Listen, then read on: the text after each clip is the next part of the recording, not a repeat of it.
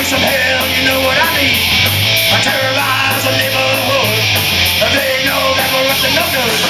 We're at the house by the cemetery. They don't go in cause it's really scary. The door opens and I head on in. But not a hell now begins.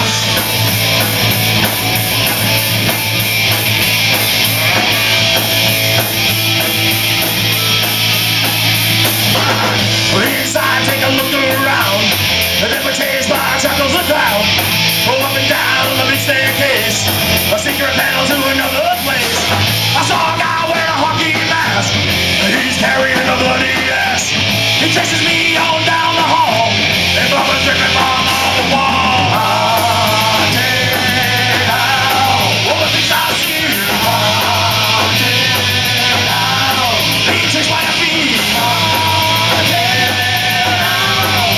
I wanted to scream. Haunted house. Hope it's all a dream.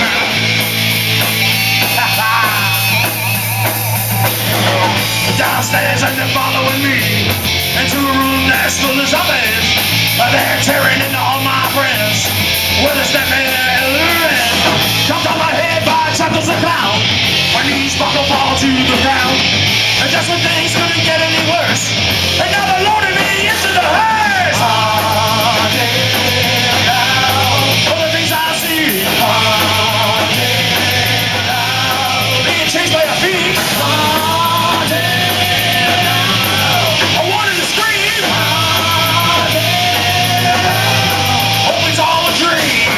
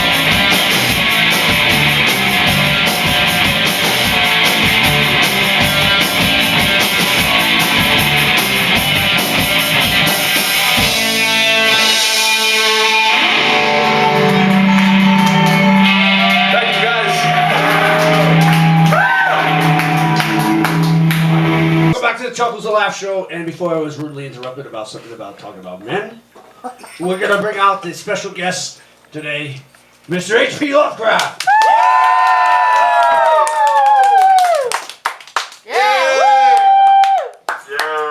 High five! Don't do it. High five there! Yeah! You might want to sanitize that. You're gonna catch something. Yeah, wipe it off with the knee. Welcome to the show. Set him up with a mic, POD. Oh, yeah, look at that. Welcome Where's to my the tech show. guy? First time I've been on the Chuckles and Laughs show. I'm Probably the last. Depends on how the interview goes. Yes. No, I brought back Prince of Darkness. So hey, if you bring back him and John Almeida, you have a good shot. Where's your camera? Right out there. Yeah, that's the camera right Want there. to know where the camera? Mr. H.P. Lovecraft, or should we say you play H.P. Lovecraft, right? I have played H.P. Lovecraft, portrayed the role of Howard Phillips Lovecraft in the play by Brett Rutherford titled Night Gaunts. And I could take credit for playing H.P. Lovecraft today, because that was my identical twin brother, Keith. Came out and did a stint as H.P. Lovecraft. Let's hear for Keith Johnson doing H.P. Keith Johnson! That is the best thing I've ever heard. Every time I act like an ass, it is my twin brother who looks exactly like me. Except for I don't look That anything wasn't me like with you. that other lady. That was my twin brother. Did you hear that? It's got to be some advantage to having a twin. I am running with that. So when I get home tonight. what Just happy we're inspired not you conjoined. to be so enthused of H.P. Lovecraft? I mean, the man is a great writer. Yes, well, I had read a short story by H.P. Lovecraft. Actually, all of his stories are novellas or short stories. But I read one titled The Rats in the Walls. I was enthralled with that. And then I read The Dunwich Horror by H.P. Lovecraft. And still to date, my favorite H.P. Lovecraft story, The Color Out of Space. And it was way back, in 1987. I think I was 4 years old at the time. And I realized that the 50th anniversary of H.P. Lovecraft's passing was coming up on March 15th that year. And as far as I knew, there was no tribute, no honorarium given to H.P. Lovecraft in the very city where he was born, lived most of his life, and did most of his writings. So I decided to undertake to present a tribute service to H.P. Lovecraft. And rather than having it be a dry literary tribute at a library from behind a podium, I decided to hold this literary tribute to H.P. Lovecraft in Swan Point Cemetery, where the author is interred. And to publicize this event, I wrote an article about H.P. Lovecraft, his time in Providence, and his writing career. And I had to research H.P. Lovecraft, and I became fascinated with Lovecraft as a personage, even more than his writings. And in my research, I found out that my brother Keith and I are distantly but definitely related to H.P. Lovecraft. I don't think there's any family resemblance, but we do have a common progenitor back there. Well, maybe not have the family resemblance, but you definitely have the mind resemblance, because he was deeply into the paranormal, and you and your brother Yes, are as are deeply we. into the Oh, paranormal. yes. Yes. And I like those strobe lights. They're very mood evocative. I had 2 seizures back there while I was waiting to come on, though. You're not the only one. Nobody moved to help me because they thought I was just laughing to myself. Well, you are in an insane asylum, so you have seizures. It here, is. No one's going to help you. So let me get this straight. You're related, I am related to but I Lovecraft. recall, not to step on your historian toes there, Chuckles, but I recall that H.P. Lovecraft didn't have any children. Was that true? That's true. He did not have any children. He was married for 3 years, lived with his wife in New York, in Brooklyn, New York, for 2 years, but they did not produce offspring from their union. But on H.P. Lovecraft's mother's side, we are related through the Place lineage. Roby Place was H.P. Lovecraft's maternal grandmother. And anyway, we're both directly descended from Roger Williams, so we have that lineage. And through the Places, H.P. Lovecraft's maternal grandparents, we are related. So it's not that remote.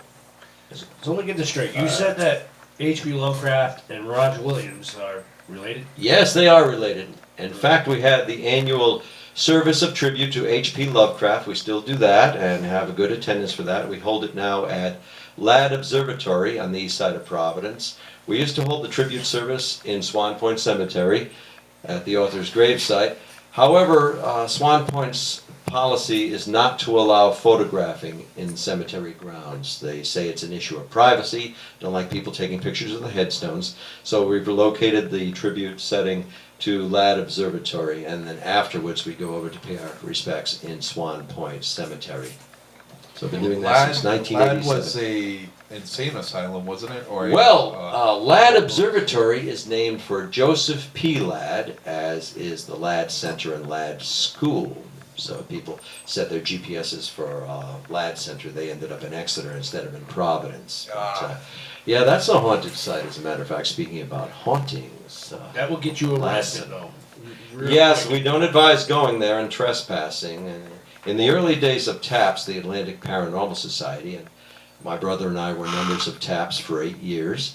And before we had a lot of cases coming in, our training grounds were Brayton Point Cemetery in Warwick, Rhode Island, and Joseph P. Ladd Center. We used to sneak onto the grounds and do our paranormal investigating. Back in the old days, back before the television show Ghost Hunters. we'll edit that out so you won't get in trouble.